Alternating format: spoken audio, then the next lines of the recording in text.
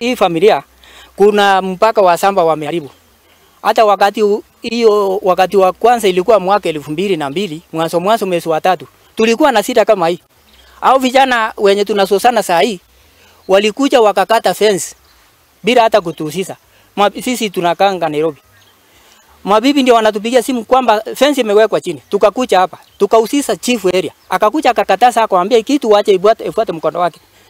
Baadaye alikuja akasaiti na hao watu.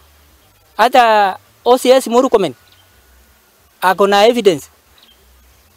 Alikuja akamwambia hii maneno ifuate utaratibu, pea watu njia ya kwenda kwa survey, walete msurvey akuje kurekebisha hii boundary. Waliangalia bwana yangu ameenda tena, ndio waliamkia wakakuja kuviaka hivi vitu hivi. Wameviaka mahindi yangu, mandisi yangu, vitu vyangu vyote viko chini. Ninalamika, nasema askari, si mtusaidie na sisi. Ni binadamu kama hao. Lakini chanzo cha hii maneno, kuna mambo ambayo mimi nitaweza kusema.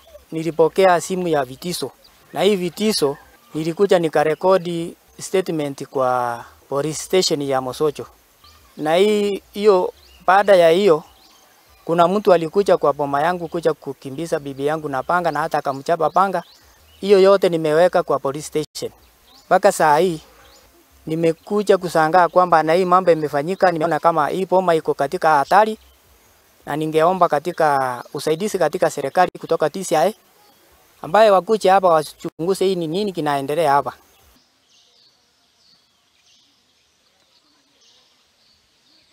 Na nigekeno kore makiria mashukuru